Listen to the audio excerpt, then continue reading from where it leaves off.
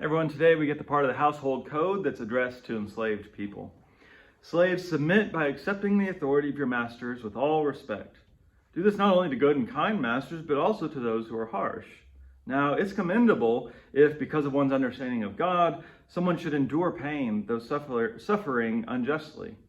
But what praise comes from enduring patiently when you sin and are beaten for it? But if you endure steadfastly when you have done good and suffer for that, this is commendable before God. You were called to this because Christ suffered for you. He left you an example that you might follow in his footsteps. He committed no sin, nor did he ever speak in ways meant to deceive. When he was insulted, he did not repay with insults. When he suffered, he did not threaten revenge. Instead, he entrusted himself to the one who judges justly. So when you can't change your circumstances, sometimes all you can do is change your perspective. Peter is dealing with the unfortunate reality of slavery in the first century, and it was different from how it was practiced in the United States, but it was pervasive through the empire, through their world. The New Testament writers just can't imagine a world without it, and they didn't have any power to change things at an institutional level. And so Peter attempts to redeem the situation of people in his church by connecting their suffering to Christ and what Christ suffered. Right? He basically pictures Christ here as an enslaved person. He's beaten by those in authority and done unjustly to him. He didn't insult them back. He didn't try to take revenge, even if that maybe is what they deserve.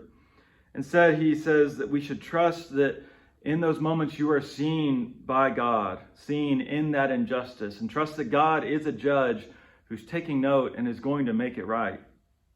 Now, on the other hand, Peter's not a slave. He's, poor and probably not very privileged, but I think a good caution for us is be wary when those in privilege are telling abused people how they should feel about their abuse. Right? That can often be problematic. And if you can change someone's circumstances, don't just go tell them, we'll change your perspective.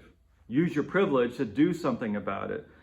That's what some later Christians realized, that they could do something about the institution of slavery, and they did.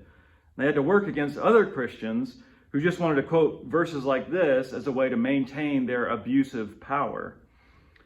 So be careful. Don't just tell people to, well, be like Jesus, suck it up and endure your suffering. Sometimes maybe you need to be the one that endures some minor suffering by speaking up against injustice.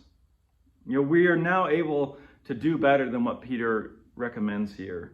We still want to follow the example of Jesus, and when we suffer, we can connect that suffering with his. But the way of Christ calls us to do everything we can, not just to put up with things when we have the power to make it right.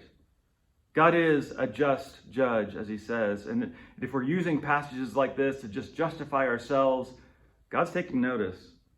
God works to free the enslaved and the oppressed. Go read Exodus and see who God is. So are we joining in this work, or are we just going to justify ourselves?